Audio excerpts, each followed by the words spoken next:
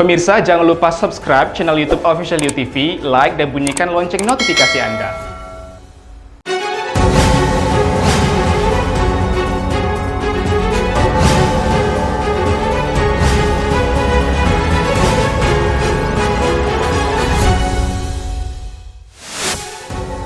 Gudang sekaligus pabrik kimia daur ulang drum kosong yang berada di Jalan Kapuk Raya Cengkareng, Jakarta Barat terbakar. Hingga kini penyebab kebakaran tersebut masih dalam proses penyelidikan. Kapal pengangkut 120 orang imigran Rohingya asal Myanmar terombang-ambing di perairan Biren, Aceh. Bupati Bintan nonaktif Apri Sujadi menjalani sidang perdana kasus dugaan korupsi cukai rokok dan mikol di Pengadilan Tindak Pidana Korupsi Tipikor pada Pengadilan Negeri Tanjung Pinang, Kepulauan Riau pada Kamis 30 Desember. Halo pemirsa, kita berjumpa dalam program U-News. Program ini memberikan informasi bermakna kepada Anda mengenai sejumlah peristiwa menarik di tanah air. Bersama saya Yulia Dwi Pari dan inilah U-News selengkapnya. Sebuah gudang sekaligus pabrik kimia daur ulang drum kosong yang berada di Jalan Kapuk Raya Cengkareng, Jakarta Barat pada Kamis pagi 30 Desember hangus terbakar. Penyebab bakaran tersebut masih dalam proses penyelidikan. Inilah detik-detik saat terjadinya kebakaran di pabrik kimia daur ulang drum kosong di Jalan Kapuk Raya Cengkareng. Terlihat kepulan asap membumbung tinggi karena di dalam pabrik terdapat material yang mudah terbakar. Peristiwa ini membuat para karyawan pabrik yang tengah bekerja pun keluar dari lokasi. Proses pemadaman sempat terkendala lantaran sumber air yang cukup jauh dari titik kebakaran. Sedikitnya 18 unit mobil pemadam kebakaran dikerahkan ke lokasi untuk melakukan pemadaman. Sementara, untuk penyebab pasti dari kebakaran ini masih dalam proses penyelidikan oleh Subdin Pemadam dan Polsek Cengkareng, Jakarta Barat. Kalau api bisa dilokalisir hanya 42 menit. Tapi bisa total semua ya kurang lebih 60 menit lah 1 jam. Untuk unit yang kita keluarkan, yang kita kerahkan ada 18 unit. Termasuk pendukung. Yang terbakar apa dan? Yang terbakar jadi di sini dia proses reparasi drum-drum yang bekas bahan kimia, bekas tenor. Di sini direparasi sama dia, dirapiin lagi, dicat. Setelah cat baru dibawa ke Cikupa sana pusatnya. Jadi di sana dia baru isi bahan kimianya. Jadi kalau di sini tidak bahan kimia tapi hanya reparasinya. Dari Jakarta, Denny Hardimansyah, UTV mengabarkan. Sebanyak 120 orang imigran Rohingya asal Myanmar terombang-ambing di atas kapal yang berada di perairan Biren, Aceh sejak Minggu 26 Desember lalu. Hingga kini ratusan imigran Rohingya tersebut masih menunggu keputusan pemerintah pusat agar diizinkan bersandar di daratan Aceh. Inilah video amatir yang merekam kondisi kapal imigran Rohingya asal Myanmar yang terombang-ambing di perairan Biren, Aceh sejak Minggu 26 Desember lalu. Kapal yang berisi 120 orang imigran Rohingya tersebut terombang-ambing di 120 mil laut dari pesisir Biren yang merupakan jalur perlintasan pelayaran internasional. Tim dari Pangkalan TNI AL Loksmawe telah mengirimkan bantuan makanan untuk para imigran Rohingya tersebut. Saat ini pihak pemerintah masih menunggu keputusan terkait tindak lanjut para imigran tersebut untuk menepi ke daratan Biren. Kira ada 62 mil ataupun 67 mil, mereka masih tertanda di rumpun masyarakat, rumpun nelayan. Nah, mesinnya meledak, dan kapalnya bocor. Hingga saat ini keberadaan para imigran Rohingya masih terombang-ambing di perairan Biren dan masih menunggu keputusan pemerintah untuk diizinkan bersandar di daratan Aceh. Dari Kabupaten Biren, Aceh, Kantor Berita Antara, UTV mengabarkan. Bupati Bintan nonaktif Apri Sujadi menjalani sidang perdana di Pengadilan Tindak Pidana Korupsi Tipikor pada Pengadilan Negeri Tanjung Pinang, Kepulauan Riau pada Kamis 30 Desember. Apri disidangkan dalam kasus dugaan korupsi cukai rokok dan minuman beralkohol mikol di Bintan periode tahun 2016 hingga 2018. Selain Apri, Kepala Badan Pengusahaan Bintan Muhammad Saleh Umar juga menjalani sidang perdananya di Pengadilan Tipikor Tanjung Pinang. Sidang yang digelar secara daring ini beragendakan pembacaan dakwaan Jaksa Penuntut Umum Komisi Pemberantasan Korupsi untuk kedua terdakwa. Dalam dakwaan JPU KPK, Apri dan Muhammad Saleh Umar didakwa dengan pasal 2 ayat 1, junto pasal 18 Undang-Undang tentang Korupsi, junto pasal 55 ayat 1 ke 1 Kitab Undang-Undang Hukum Pidana KUHP, sebagaimana dalam dakwaan pertama. Serta pasal 3 junto pasal 18 Undang-Undang tentang Korupsi, junto pasal 55 ayat 1 ke 1 KUHP, sebagaimana dakwaan yang kedua. Dengan Undang-Undang Republik Indonesia Nomor 20 Tahun 2001 tentang perubahan atas Undang-Undang Nomor 31 Tahun 1993 tentang pemberantasan tindak pidana korupsi junto pasal 55 ayat 1 KUHP junto pasal 65 ayat 1 KUHP. Jakarta, 21 Desember 2021. Terus pada Komisi Pemberantasan Korupsi Budi Negara, Dr. Hermawan, Muhammad Operasi Sito Jayalani, Ahmad Jaya Mungkin, Arif Karya Sari, Bagus Ilai, Atau Yusulan, dan Kelaman ditandatangani. Kedua terdakwa diduga telah melakukan pengaturan terkait peredaran barang kena cukai berupa rokok dan minuman mengandung etil alkohol yang mengakibatkan kerugian negara. Dalam dakwaannya, JPU juga mengungkapkan sejumlah pihak yang diduga menerima aliran dana pengaturan cukai rokok dan mikul tersebut. Terhadap dakwaan JPU, terdakwa Apri Sujadi melalui penasihat hukumnya tidak mengajukan keberatan atau eksepsi. Sidang akan dilanjutkan minggu depan dengan agenda pemeriksaan saksi. Kan soal formal ya. Iya. Kalau soal formal kan tidak ada yang salah di sana. Misal nama, tempat tinggal, kejadian dan lain sebagainya. Tetapi isi daripada dakwaan itu juga masalah. Dari Tanjung Pinang, Kepulauan Riau, Muhammad Khairuddin, UTV mengabarkan. Anggota Babin Kamtibmas Polsek Loksukon Aceh Utara, Bribka Mufiza menjadi korban penganiayaan saat bertugas pada Selasa 28 Desember 2021. Saat ini korban mendapat perawatan intensif di RSUD Cut Mutia Aceh Utara. Usai peristiwa penganiayaan, Kapolres Aceh Utara AKBP Riza Faizal bersama jajarannya pada Rabu 29 Desember menjenguk Bribka Mufiza di RSUD Cut Mutia Aceh Utara. Saat ini korban masih mendapatkan perawatan intensif karena menderita luka di kepala dan siku kanannya usai dianiaya pelaku. Aksi penganiayaan tersebut terjadi di Desa Munasah Lebok, Kecamatan Loksukon Aceh Utara Aceh. Kala itu, Bribka Mufiza sedang bertugas. Untuk kondisi anggota Polri yang kemarin sempat terkena luka pisau dapur, kondisinya stabil dan sudah mendapatkan perawatan. Jadi setelah kejadian kemarin, anggota langsung dibawa ke Puskesmas Loksukon untuk dilakukan tindakan awal, kemudian langsung dirujuk ke Rumah Sakit Mutia. Kondisinya sudah berangsur-angsur membaik dan lukanya juga sudah mulai sembuh. Karena anggota tersebut pada saat kejadian terluka di bagian lengan sebelah kanan dan di pelipis kepala. Aksi penganiayaan tersebut berawal saat Bribka Mufiza dan anggota Babin Kamtibnas lainnya sedang bertugas menjaga keamanan di wilayah Desa Munasah Lebok, Kecamatan Loksukon Aceh Utara Aceh. Saat itu, terdapat laporan dari warga bila terjadi aksi penganiayaan oleh dua orang oknum dengan menggunakan senjata tajam. Pelaku kemudian langsung diamankan oleh pihak kepolisian. Hingga saat ini, pihak kepolisian belum bisa memastikan motif dari kejahatan yang dilakukan oleh pelaku. Menurut kabar yang beredar, pelaku memang mengalami gangguan jiwa. Akan tetapi, pihak kepolisian masih melakukan pemeriksaan dan mendalami kasus tersebut. Dari Aceh Utara Aceh, Kantor Berita Antara, UTV mengabarkan. Sepanjang tahun 2021, jajaran Polda Riau berhasil mengamankan 2.156 tersangka kasus narkoba dan menyita barang bukti narkoba jenis sabu-sabu seberat 675 kg.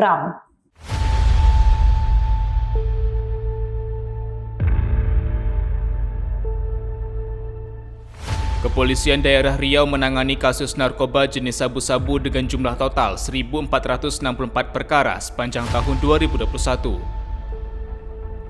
Dari jumlah kasus tersebut, diamankan 2.156 tersangka dan menyita barang bukti narkoba jenis sabu-sabu seberat 675 kg di Riau. Hal tersebut diungkapkan Wakapolda Riau, Brigjen Pol Tabana Bagun, saat menggelar konferensi pers akhir tahun pada Rabu sore 29 Desember di Polda Riau. Pada kesempatan tersebut, Wakapolda Riau mengatakan, dari berbagai kasus yang ditangani Polda Riau sepanjang tahun 2021, salah satu yang menonjol adalah penanganan kasus narkoba. Sabu yang paling banyak, 1.464 kasus. Tersangkanya ini paling banyak juga, 2.156 orang. BB-nya, barang buktinya, 675,01 kg. Saya ulangi ya. BB-nya atau barang buktinya adalah 675,01 kg. Selain itu, jajaran Polda Riau juga berhasil turut andil besar dalam penanganan karhutla di Riau dengan mempergunakan aplikasi dashboard Lancang Kuning. Aplikasi tersebut dinilai berhasil menekan terjadinya karhutla sehingga wilayah Riau bebas dari bencana kabut asap. Dari Pekanbaru Riau, Kantor Berita Antara, UTV mengabarkan. Sepanjang tahun 2021, pemerintah telah membangun sejumlah infrastruktur guna mengejar pertumbuhan ekonomi dan pemerataan pembangunan. Presiden Jokowi telah meresmikan sebanyak 12 bendungan dan 6 jalan tol sepanjang tahun 2021. Pembangunan infrastruktur menjadi fokus pemerintah guna mengejar pertumbuhan ekonomi, peningkatan daya saing, serta pemerataan hasil pembangunan yang memperhatikan kebutuhan masyarakat. Sepanjang tahun 2021, banyak infrastruktur yang telah dibangun oleh pemerintah dan diresmikan langsung oleh Presiden Republik Indonesia Joko Widodo, seperti bendungan dan jalan tol yang tersebar di beberapa wilayah di Indonesia. Berikut daftar bendungan dan jalan tol yang telah diresmikan oleh Presiden.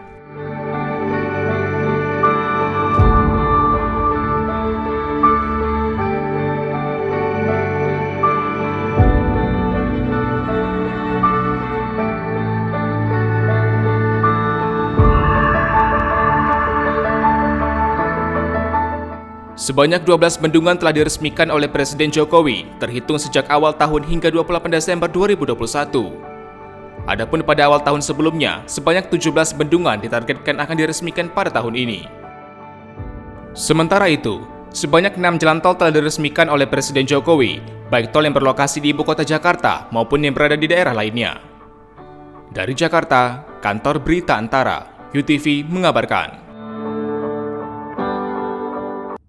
Dalam upaya antisipasi penyebaran virus COVID-19 varian Omikron, jajaran kepolisian dari Polsek Palmerah dan Polres Jakarta Barat melakukan patroli di tempat yang rawan kerumunan, seperti di tempat makan maupun di dalam mal. Jajaran kepolisian dari Polsek Palmerah dan Polres Jakarta Barat melakukan patroli di sejumlah daerah dengan titik keramaian yang tinggi. Patroli ini dilakukan untuk mengantisipasi penyebaran virus COVID-19 varian baru Omikron yang kembali meresahkan masyarakat. Salah satu lokasi yang dipatroli polisi adalah tempat makan di kawasan Selipi, Jakarta Barat. Tim patroli memberikan himbauan bagi para pengunjung, serta melakukan pengecekan vaksinasi. Selain itu, tim patroli juga memantau sebuah mal di kawasan Selipi. Pengunjung dihimbau agar tidak berkerumun dan menerapkan protokol kesehatan. Jadi kita pengecekan mulai dari barcode Peduli Lindungi yang ada di seluruh, mulai dari tempat perbelanjaan, tempat restoran, bioskop, semuanya sudah terpasang barcode Peduli Lindungi. Patroli ini akan rutin digelar sampai waktu yang belum ditentukan untuk pencegahan penyebaran varian Omikron di Jakarta.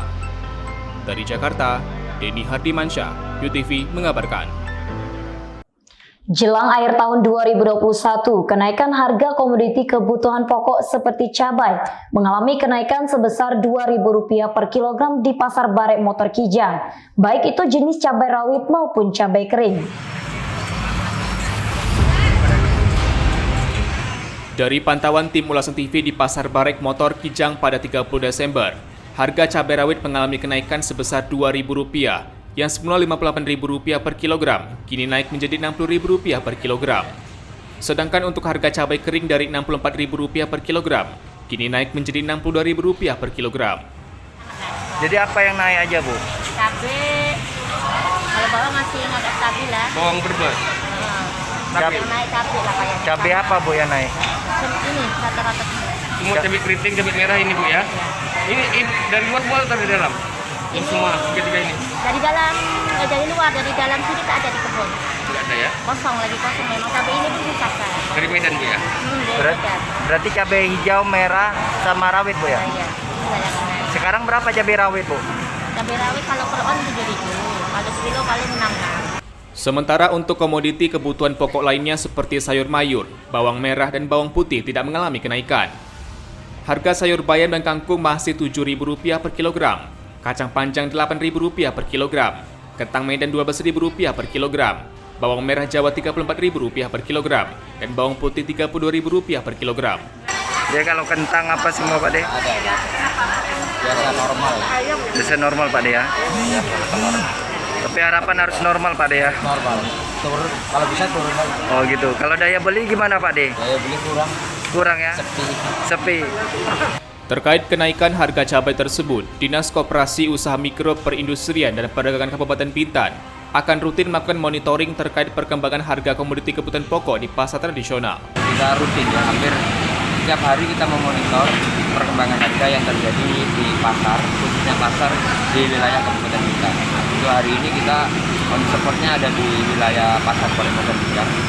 Perlu kami informasikan bahwa perkembangan harga untuk komoditi kebutuhan pokok dan kebutuhan penting termasuk sayur mayur itu cenderung berfluktuatif.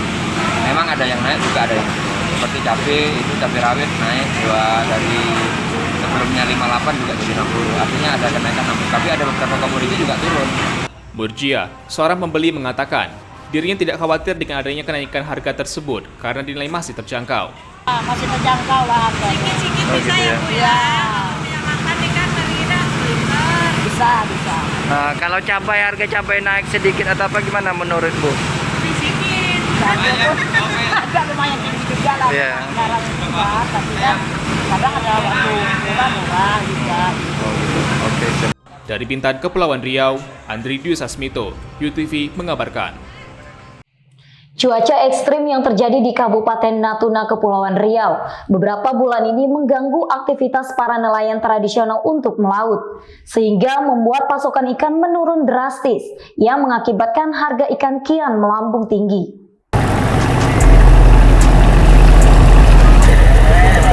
Akibat cuaca ekstrim yang sedang melanda Kabupaten Natuna beberapa bulan ini, membuat aktivitas nelayan menjadi terganggu. Akibatnya hasil tangkapan mereka berkurang hingga 50%. Meski demikian, para nelayan mengaku akan tetap melaut karena merupakan mata pencaharian utama mereka. Keadaan di laut tadi Bang, cuacanya Bang?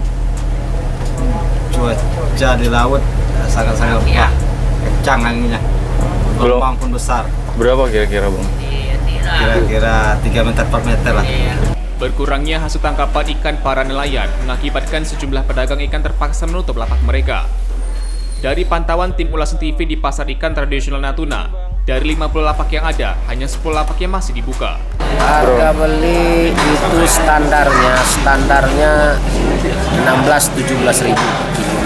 Ini untuk yang mana nih Bang? Yang untuk kami beli itu di pasar. Nah, kalau udah musim gini belinya itu mau 20 ribu juga satu kilo. Kalau untuk jualnya Bang gitu? Untuk jualnya ya 25 satu kilo kita jual. 27. Itu untuk jenis ikan apa Bang? Itu tongkol putih, kalau sini bilang dabat. Kalau tongkol merah sendiri? Tongkol merah harga belinya dari 12, 13 sampai 15. Harga jualnya 20.000. Akibat terbatasnya pasokan ikan, sejumlah pedagang menaikkan harga ikan hingga 10-20%. Dari Natuna, Kepulauan Riau, Muhammad Nurman, UTV mengabarkan. Jelang perayaan Tahun Baru yang tinggal menghitung hari, sejumlah penjual trompet dan kembang api di Tanjung Pinang mengalami sepi pembeli.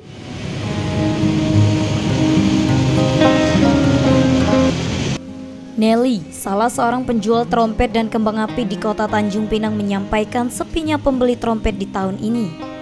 Hal itu berbeda dari tahun sebelumnya. Nelly mengaku dirinya hanya mendapat Rp100.000 dalam 2 hari berjualan trompet dan kembang api. Nelly mengatakan trompet serta kembang api yang ia jual merupakan sisa dari tahun sebelumnya. Agak sepi lah. Sepi Bu ya? Sehari berapa Bu? Kadang nggak nyampe 100. Nyampe 100.000 Bu? Agak jauh lah. Tahun sebelumnya gimana Bu sama tahun ini? Lebih banyak tahun lalu atau tahun ini? Banyak tahun lalu. Padahal tingkat Udah hampir ini ya. Karena perekonomian orang kurang. kosong. Udah berapa ini Bu jual berapa hari? 2 hari. Baru 2 hari Bu ya. Apa aja sih Bu yang ada di itunya Bu? Trompet, paling trompet sama bahan kecil. Kecil-kecil aja Bu ya. Oh. Saya kemarin ya. Untuk harga trompet ukuran besar dijual dengan harga Rp25.000. Sementara untuk ukuran kecil dihargai Rp15.000. Trompet paling 15.000. Itu 15.000 yang ukuran berapa? Yang kecil. Yang besar 25. Ada yang nawar lagi nggak sih Bu dengan ada? Oh, nawar sampai berapa Bu? Paling sadis lah. Yang besar. Oh, oke. Dapat kasih enggak ya. Simpan lagi ke tahun depan kan. Dari Tanjung Pinang, Kepulauan Riau, Ardian Syahputra, UTV mengabarkan. Shen Xinpei, seorang master pembuat pedang asal daerah Longchen, Cina, yang berpengalaman membuat pedang selama lebih dari 60 tahun.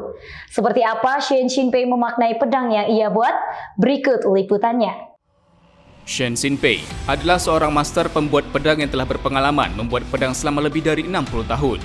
Shen Xinpei mengungkapkan bahwa keahlian membuat pedang tersebut merupakan suatu jenis kebudayaan Cina yang harus dilestarikan. 我是中华老字号沈广龙店铺第4代传人沈新台，我是从13岁开始铸剑，一直做到现在。今年我75岁了，但是对剑有一个非常深厚的感情和情怀。 Shen mengatakan, pedang yang ia buat telah menjadi bagian penting dalam hidupnya. Saat dirinya membuat pedang, hati dan jiwa harus jujur dan tulus, sehingga setiap pedang yang ia hasilkan memiliki filosofi tersendiri. Shen menambahkan, dahulu pedang merupakan senjata untuk berperang, namun kini pedang menjadi sebuah jenis kebudayaan serta menjadi pusaka dan jiwa bagi yang membuat dan memilikinya. Dari Longchen, China, Kantor Berita Antara, UTV mengabarkan. Terima kasih telah menyaksikan informasi yang kami sajikan. Tetap saksikan News selanjutnya. Salam sehat, sampai jumpa.